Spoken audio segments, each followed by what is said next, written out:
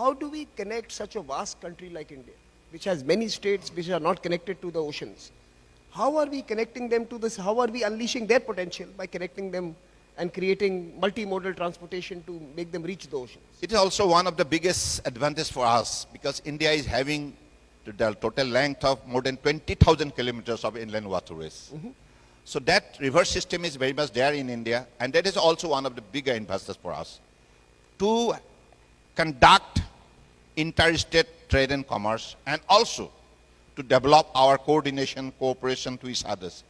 So that is why all kind of legislative transformation we have brought into place.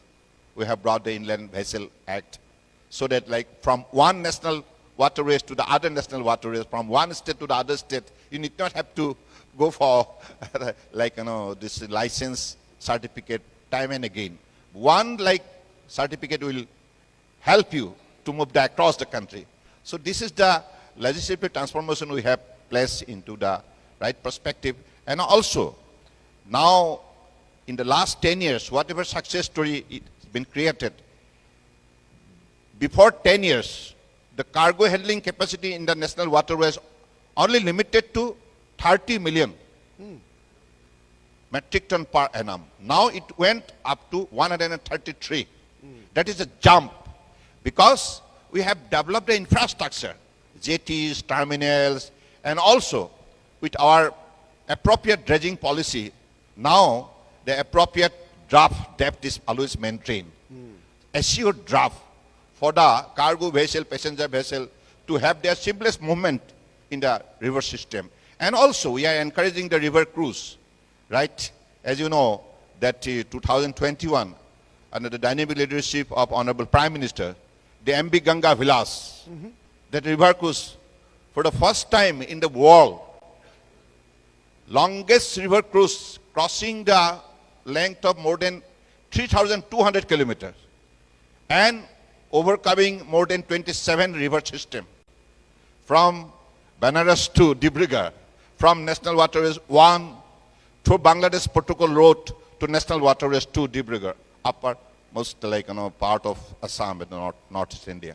So that is the success story. That is regarded to be the world's longest river cruise, ultimately carrying 32 Swiss passengers. So this is the success story we have created. And out of the success story, we could able to motivate the others investors to come and also put their cruise into the river system, ultimately generating the tourism potential. Correct. So this is the way we are trying to explore the available resources in our national waterways. We have altogether at present 111 national waterways. Out of these, 24 are operational. And in that operational waterways, now the cargo handling capacity is increasing day by day because all the infrastructure, both banked of the rivers, all the infrastructure, jetties, community jetties, passengers jetties, and also cargo terminals, all this multimodal kind of logistic park, all being developed. So this is the vision of our Honorable Prime Minister, which has helped us to take the river system equally as we are taking coastal shipping or ocean cruise or ocean EXIM trade. So this is the three sectors: EXIM trade, coastal shipping, and inland waterways.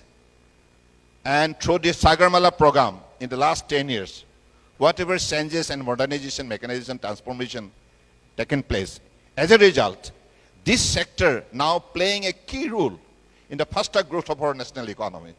So this is, I must, without any hesitation, I must admit that it is Honorable Prime Minister Narendra Modi whose untiring effort is happening.